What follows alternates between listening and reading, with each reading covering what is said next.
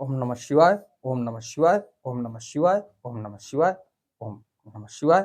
आपको अगली कथा में मैं लेके चलता हूँ भोलेनाथ के श्री शिव महापुराण की कथा रुद्र संहिता के सती खंड के 40वें अध्याय में अथ चत्वारिशो अध्याय 40वें अध्याय में, जिसमें आपको मिलेगा देवताओं सहित ब्रह्मा का विष्णु लोक में जाकर अपना दुख निवेदन करना और उन सभी को लेकर विष्णु का कैलाश गमन तथा भगवान शिव से मिलना। इस कथा में मैं आपको ले चलता हूं। हमारी कथा, हमारी वीडियो आपको अच्छी लगे तो वीडियो को लाइक करिए, शेयर करिए, चैनल को सब्सक्राइब करिए, बेल आइकन दबाना ना भूलिए, जिससे हमारी कोई भी महत्वपूर्ण धार्मिक वीडियो आप तक शीघ्र पहुंचे। अंधविश्वास से दूर रहते हुए भोलेनाथ के श्री चरणों में समर्पित होइए। उन्हीं से हमारा, आपका, देश संसार का कल्याण होगा, क्योंकि देवों के देव महादेव हैं। तो ओम श्री शांब शिवाय नमः, ओम श्री गणेशाय नमः। नारद उवाच। नारद जी कह रहे हैं, विधे विधे महाप्राज्ञ शैव तत्व प्रदर्शक श्राविता रमणी प्राया शिव लीला महाद्भुता वीरेण वीरभद्रेण दक्ष यज्ञम विनाश्य वै कैलासाद्रो गते तात किम भूतत्व दाधुना। तो उसके बाद नारद बोले, हे विधे, हे महाप्राज्ञ, हे शिव तत्व के प्रदर्शक, आपने अत्यंत अद्भुत एवं रमणीय शिव लीला सुनाई है।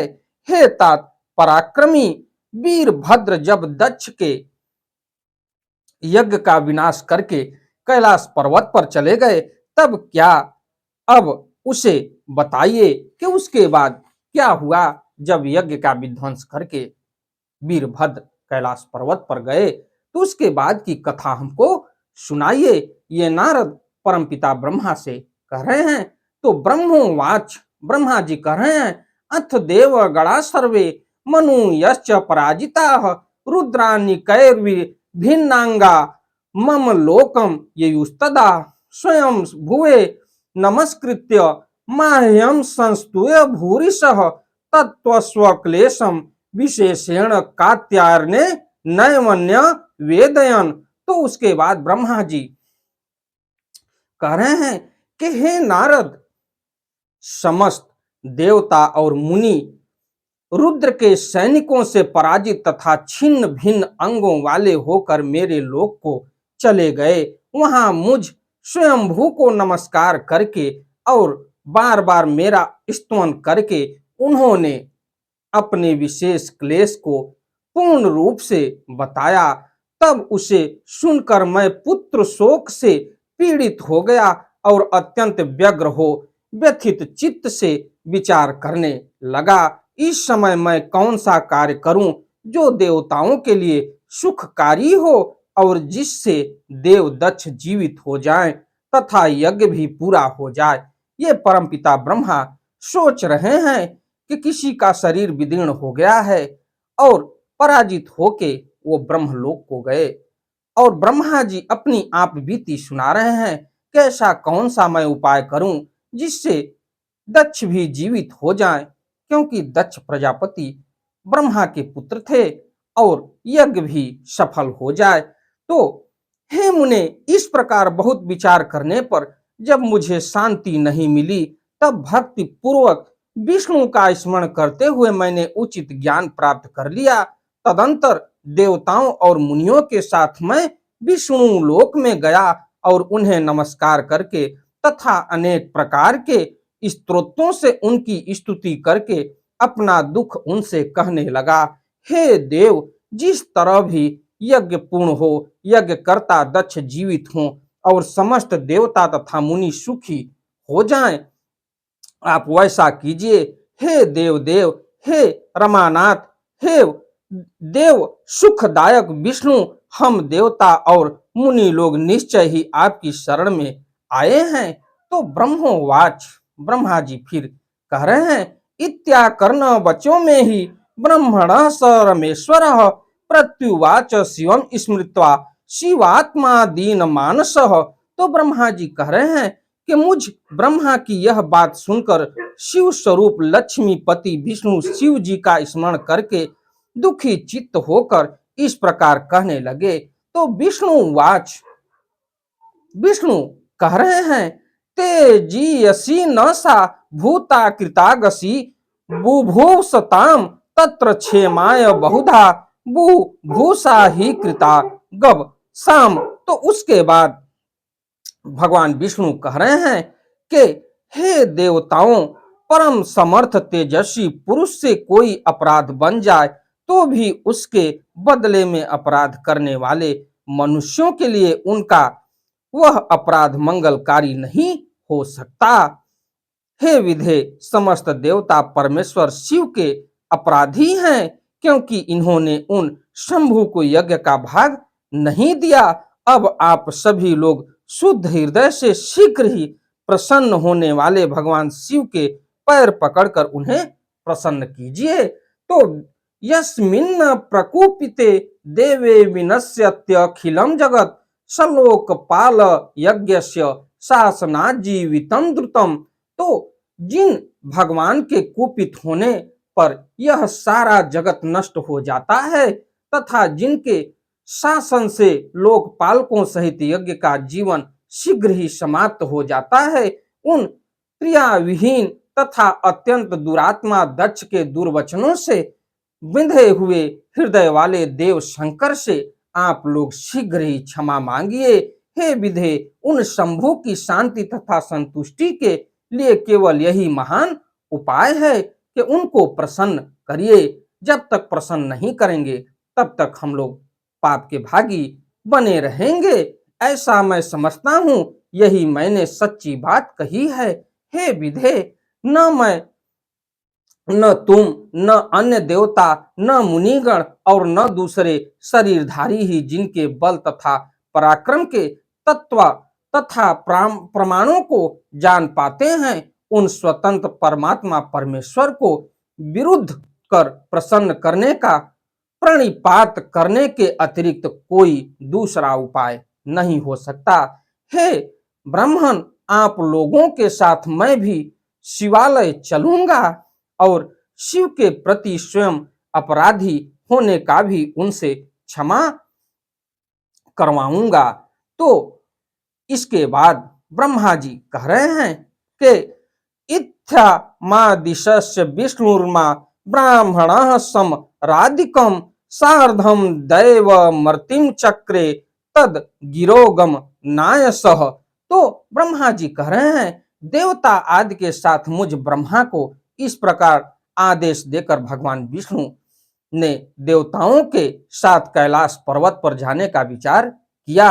साथ देवता मुनि प्रजापति आदि को साथ लेकर वे विष्णु शिव जी के स्व प्रकाश स्वरूप शुभ तथा श्रेष्ठ कैलाश पर्वत पर पहुंच गए। कैलाश भगवान शिव को सदा ही प्रिय है, इसमें संदेह नहीं है। वह मनुष्यों के अतिरिक्त किन्नरों, अप्सराओं तथा योग सिद्धि महात्माओं से सेवित था और बहुत ऊंचा था। वह चारों ओर से अनेक मणिमय शिखरों से सुशोभित था, अनेक धातुओं से विचित्र जान पड़ता था और अनेक प्रकार के वृक्ष तथा लताओं से भरा हुआ था। अनेक प्रकार के पशुओं, पक्षियों तथा अनेक प्रकार के झरनों से वह परिव्याप्त था। उसके शिखर पर सिद्धांगनाएं अपने अपने पतियों के साथ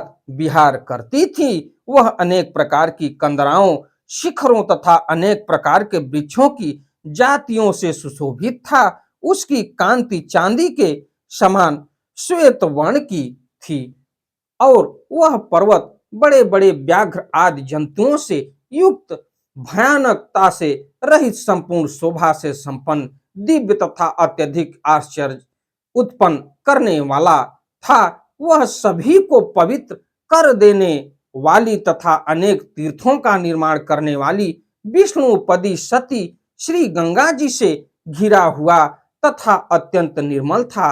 शिव जी के परम प्रिय कैलाश नामक इस प्रकार के पर्वत को देखकर मुनीश्वरों सहित विष्णु आदि देवता आश्चर्यचकित हो गए और उन देवताओं ने उस कैलाश के सन्निकट शिव के मित्र कुबेर की अलका नामक परम दिव्य राज्य पुरी को देखा। तो वहीं पर निकट में ही कुबेर की अलकापुरी नामक परम दिव्य स्थान को भी उन्होंने देखा। उन्होंने उसके पास ही सौगंधिक नामक दिव्य वन भी देखा, जो अनेक प्रकार के दिव्य वृक्षों से शोभित था और जहां पक्षियों की अद्भुत ध्वन हो रही थी, उससे बाहर नंदा एवं अलकनंदा नामक दिव्य तथा परम पावन सरिताएं बह रही थी, जो दर्शन मात्र से ही मनुष्य के प्रतिदिन पापों का विनाश कर देती है। और इस हिसाब से देखा जाए तो देव स्त्रियां प्रतिदिन अपने लोक से आकर उनका जल पीती और स्नान करके रति से आकृष्ट होकर पुरुषों के साथ विहार करती हैं। उसके बाद उस अलकापुरी तथा सौगंधिक वन को छोड़कर आगे की ओर जाते हुए उन देवताओं ने समीप में ही शंकर जी के बट वृक्ष को भी देखा। वह बट वृक्ष उस पर्वत के चारों ओर छाया फैलाए हुए तथा उसकी शाखाएं तीन ओर फैली हुई थी। उसका घेरा 100 योजन ऊंचा था। वह घोंसलों से विहीन था और ताप से रहित था। उसका दर्शन केवल पुण्य आत्माओं को हो जाता था।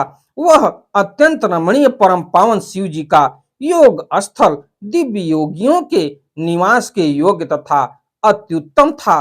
विष्णु आदि सभी देवताओं ने महायोगमय तथा ममुक्षाओं को शरण प्रदान करने वाले उस बट वृक्ष के नीचे बैठे हुए शिव जी को देखा।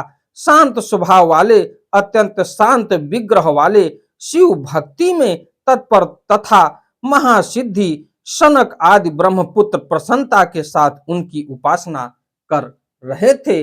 तथा सख्या कुबेरेण भर्त्रागृह गुह करच्छपसाम सेव्यमानम विशेषेण स्वगणेर ज्ञाति भी सदा तापसाभीष्ट सद्रुत्रम पम बिभ्रतम परमेश्वरम वत्सल्यादि स्वशुद्रिदम भस्मादिषु विराजितम।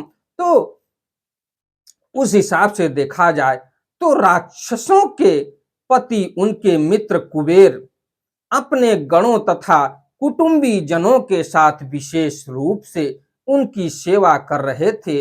वे परमेश्वर शिव तपस्वी जनों को प्रिय लगने वाले सुंदर रूप को धारण किए हुए थे और वात्सल्य के कारण वे संपूर्ण विश्व के मित्र रूप प्रतीत हो रहे थे और भस्म आदि से उनके अंगों की बड़ी शोभा हो रही थी। हे मुने, आपके पूछने पर कुशासन पर बैठे हुए वे शिव सभी सज्जनों को सुनाते हुए आपको ज्ञान का उपदेश दे रहे थे। वे अपना बायां चरण अपनी दाईं जांघ पर और बायां हाथ बाएं घुटने पर रखे कलाई में रुद्राक्ष की माला डाले सुंदर तर्क मुद्रा में विराजमान थे। इस प्रकार के स्वरूप वाले शिव को देखकर उस समय विष्णु आदि सभी देवताओं ने शीघ्रता से नम्रता पूर्वक दोनों हाथ जोड़कर उन्हें प्रणाम किया। तब सज्जनों के शरणदाता प्रभु रुद्र ने मेरे साथ आए हुए विष्णु को देखकर उठ करके सिर झुकाकर उन्हें प्रणाम किया और विष्णु आदि देवताओं ने जब भगवान शिव जी के चरणों में प्रणाम किया तब उन्होंने भी उसी प्रकार से मुझे नमस्कार किया, जिस प्रकार लोगों को सद्गत प्रदान करने वाले भगवान विष्णु कश्यप को प्रणाम करते हैं। तो शिव जी ने देवताओं, सिद्धों और गणाधीशों और महर्षियों से नमस्कृत तथा वंदित विष्णु से आदर पूर्वक वार्तालाप किए। तो इस प्रकार से इति श्री शिव महापुराणे द्वितीयायाम रुद्र संहितायाम द्वितीय सती खंडे शिव दर्शन वर्णनम नाम चत्वारिशो अध्याय। इस प्रकार श्री शिव महापुराण के अंतर्गत द्वितीय रुद्र संहिता के द्वितीय सती खंड में शिव के दर्शन का वर्णन नामक 40वां अध्याय पूर्ण हुआ। अगली कथा में मैं आपको ले चलूंगा 41वें अध्याय में देवताओं द्वारा भगवान शिव की स्तुति। ये कथा बड़ी मार्मिक है कि किस प्रकार से महादेव की स्तुति करते हैं। सारे देवता मिलके हमारी वीडियो, हमारी कथा आपको अच्छी लगे तो वीडियो को लाइक करिए, शेयर करिए, चैनल को सब्सक्राइब करिए, बेल आइकन दबाना न भूलिए, जिससे हमारी कोई भी महत्वपूर्ण धार्मिक वीडियो आप तक शीघ्र पहुंचे। आपका दिन मंगलमय हो। चलते चलते एक बात प्रेम से बोलिए, ओम नमः शिवाय, ओम नमः शिवाय, ओम नमः शिवाय, ओम नमः शिवाय। धन्यवाद।